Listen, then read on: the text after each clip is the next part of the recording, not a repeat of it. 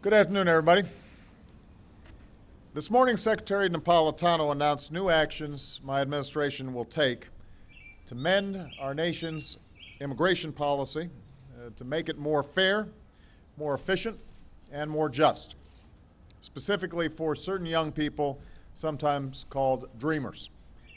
Now, these are young people who study in our schools, they play in our neighborhoods, they're friends with our kids, they pledge allegiance to our flag. They are Americans in their heart, in their minds, in every single way but one, on paper. They were brought to this country by their parents, sometimes even as infants, and often have no idea that they're undocumented until they apply for a job or a driver's license or a college scholarship. Put yourself in their shoes. Imagine you've done everything right your entire life.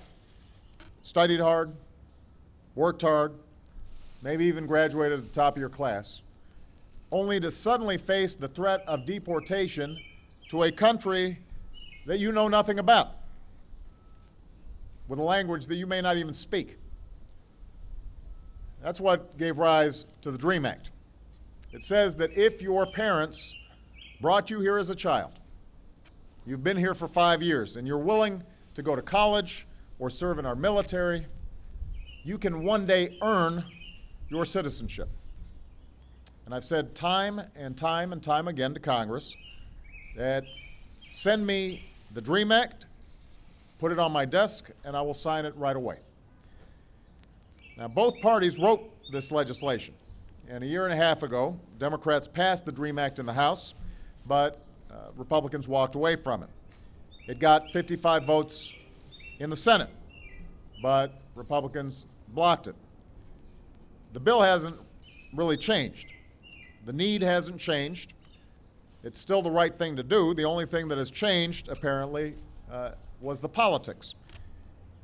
Now, as I said in my speech on the economy yesterday, it makes no sense to expel talented young people who, for all intents and purposes, are Americans.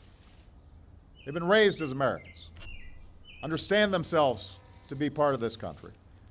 To expel these young people who want to staff our labs or start new businesses or defend our country simply because of the actions of their parents or because of the inaction of politicians. In the absence of any immigration action from Congress to fix our broken immigration system, what we've tried to do is focus our immigration enforcement resources in the right places. So we prioritized border security, putting more boots on the southern border than at any time in our history. Today, there are fewer illegal crossings than at any time in the past 40 years. We focused and used discretion about whom to prosecute, focusing on criminals who endanger our communities rather than students who are earning their education. And today, deportation of criminals is up 80%. We've improved on that discretion carefully and thoughtfully. Well, today, we're improving it again. Effective immediately, the Department of Homeland Security is taking steps to lift the shadow of deportation from these young people. Over the next few months, eligible individuals who do not present a risk to national security or public safety will be able to request temporary relief from deportation proceedings and apply for work authorization. Now, let's be clear, this is not amnesty, this is not immunity. This is not a path to citizenship. It's not a permanent fix. This is a temporary stopgap measure that lets us focus our resources wisely while giving a degree of relief and hope to talented, driven, patriotic young people. It is the right thing to do. Excuse me, sir. It's not time for questions, sir. Not while I'm speaking. Precisely because this is temporary, Congress needs to act. There's still time for Congress to pass the DREAM Act this year. because these kids deserve to plan their lives in more than 2-year increments. And we still need to pass comprehensive immigration reform that addresses our 21st century economic and security needs. Reform that gives our farmers and ranchers certainty about the workers that they'll have. Reform that gives our science and technology sectors certainty that the young people who come here to earn their PhDs won't be forced to leave and start new businesses in other countries. Reform that continues to improve our border security and lives up to our heritage as a nation of laws and a nation of immigrants. Just 6 years ago, the unlikely trio of John McCain, Ted Kennedy, and President Bush came together to champion this kind of reform.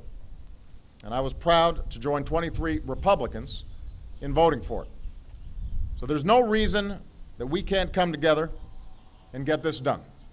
And as long as I'm president, I will not give up on this issue, not only because it's the right thing to do for our economy, and CEOs agree with me, not just because it's the right thing to do for our security, but because it's the right thing to do, period. And I believe that eventually enough Republicans in Congress will come around to that view as well. I believe that it's the right thing to do because I've been with groups of young people who work so hard and speak with so much heart about what's best in America, even though I knew some of them must have lived under the fear of deportation. I know some have come forward at great risks to themselves and their futures in hopes it would spur the rest of us to live up to our own most cherished values. And I've seen the stories of Americans and schools and churches and communities across the country who stood up for them and rallied behind them and pushed us to give them a better path and freedom from fear, because we are a better nation than one that expels innocent young kids. And the answer to your question, sir, and the next time I'd prefer you let me finish my statements before you ask that question, is this is the right thing to do for the American people. Baby, I didn't ask for an argument. I'm answering your question. It is the right thing to do for the American people, and here's why. Here's the reason. Because these young people are going to make extraordinary contributions and are already making contributions to our society. I've got a young person who is serving in our military, protecting us and our freedom. The notion that in some ways we would treat them as expendable makes no sense. If there's a young person here who has grown up here and wants to contribute to this society, wants to maybe start a business that will create jobs for other folks who are looking for work, that's the right thing to do. Giving certainty to our farmers and our ranchers. Making sure that in addition to border security, we're creating a comprehensive framework for legal immigration. These are all the right things to do.